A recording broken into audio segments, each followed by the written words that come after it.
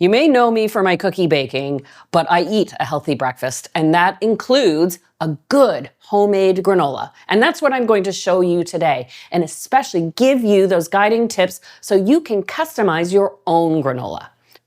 When it comes to deciding to make granola from scratch, two of the key elements are the fact that you can control the sweetness and you can control the fat. When you buy store-bought, sometimes it's just too much.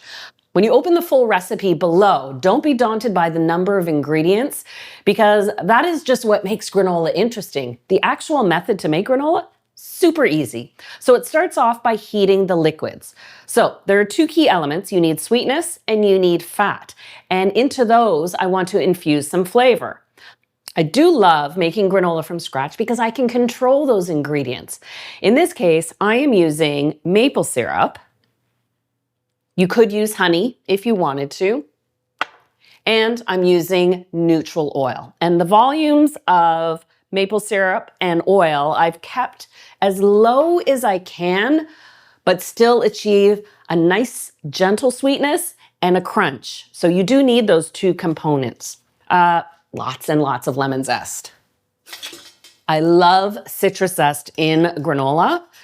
I like the taste of it because as it dissolves into your yogurt, it adds flavor.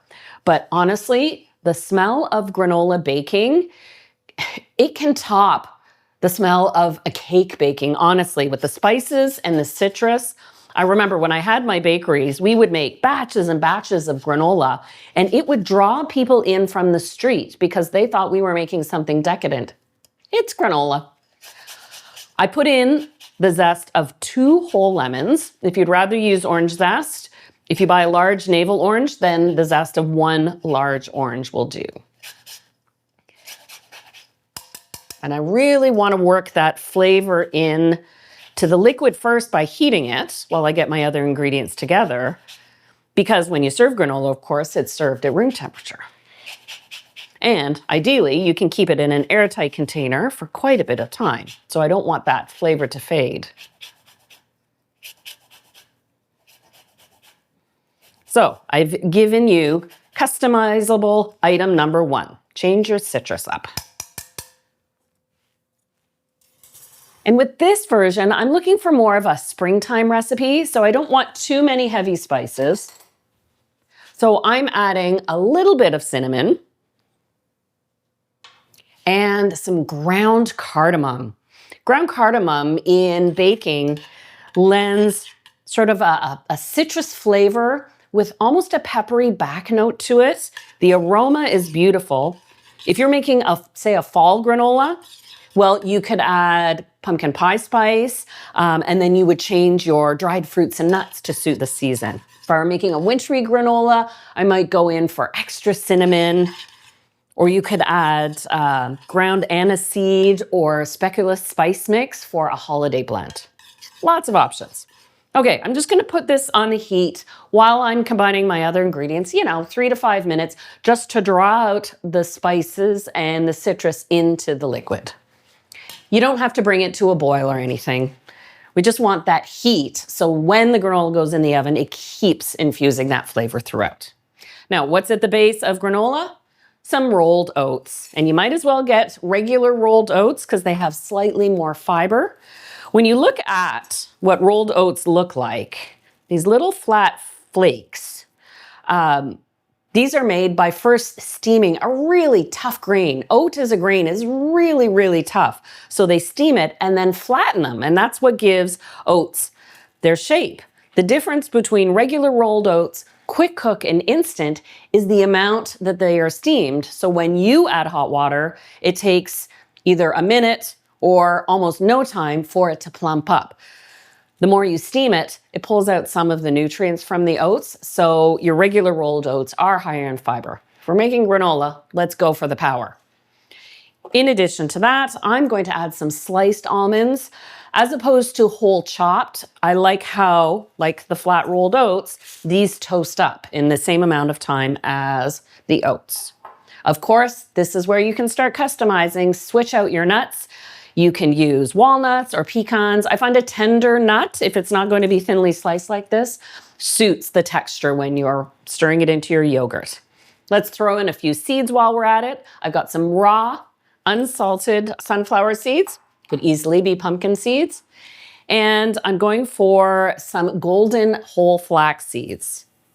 You can use brown flax seeds. Another great option, it's just a couple tablespoons you're putting in the recipe, chia seeds. Adds a little protein to your granola. And then oat bran. Oat bran is an underrated ingredient in my mind. Whenever I make oatmeal, I always add a tablespoon to the pot and it makes the oatmeal so fluffy. There, we'll add a little bit extra there. Let me grab my spoon and give this a bit of a stir.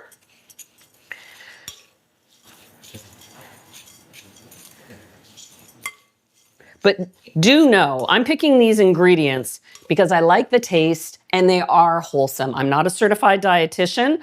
I do look into the nutritional background of my ingredients, but I've picked this combination simply because it tastes good and it is wholesome. All right, my liquid has warmed up nicely.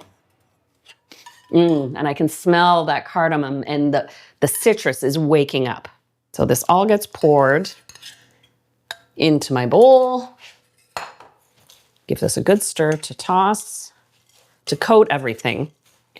Now, because I've tried to use as little maple syrup and as little fat as I could, but still make it a pleasant granola, this makes a style of granola that doesn't clump up. You don't get those big chunky pieces. It takes more sugar and more fat to do that. And so I'm just looking for a nice coating of sweetness and flavor, so this will make a crumbly granola that stirs into yogurt easily.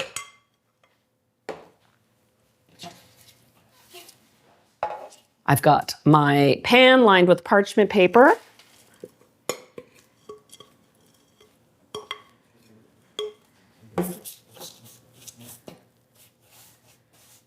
And you want to spread your granola out into a single layer. And you'll notice I haven't put in any dried fruits at this point because I don't want them to burn. The granola takes a full half an hour in the oven. And I've preheated it to 325. The key is at 10-minute intervals, I give the granola a stir because it will have a tendency to brown around the outside and I want to make sure it evenly cooks.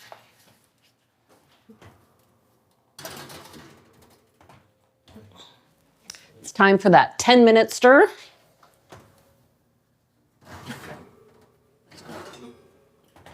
I can smell the cardamom now.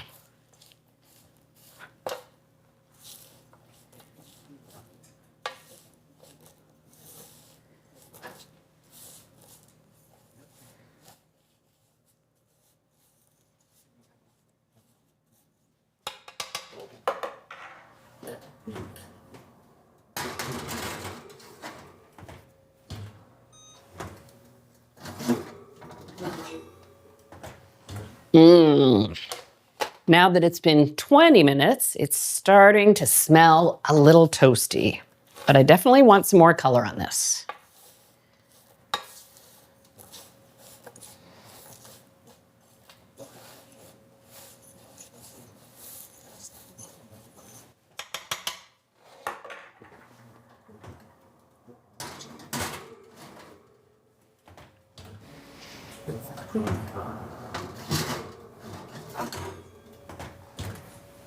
Oh, look at that. It is beautifully toasted.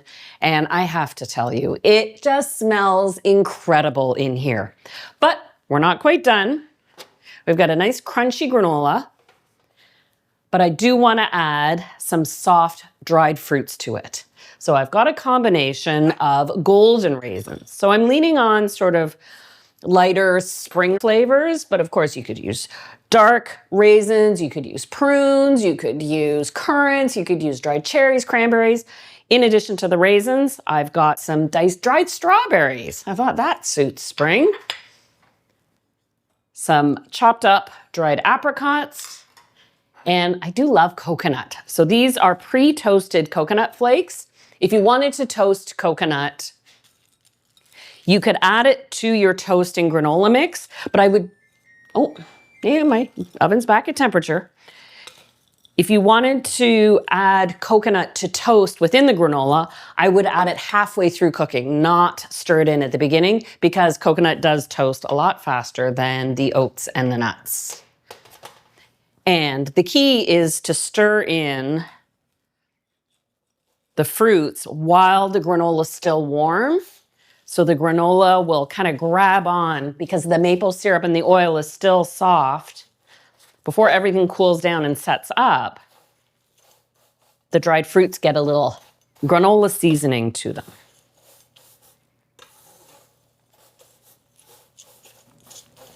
And if you're going for decadent granola and you want to add chocolate chips, well, clearly you just wait until the granola is cooled. Oh, that looks so pretty. And this will keep for a good 3 weeks packed in an airtight container. So I'll set that aside to cool. I've got my Greek yogurt ready, and let me spoon on a few fresh berries. I think my excuse for making this video today was just so I could have a batch of granola on hand.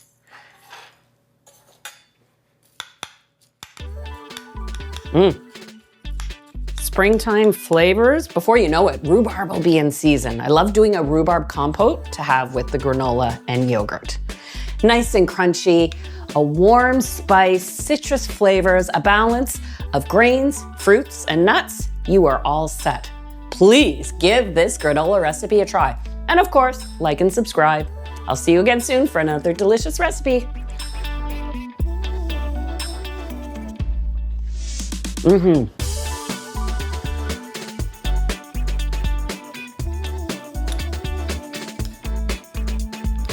That was a big bite. The crunch.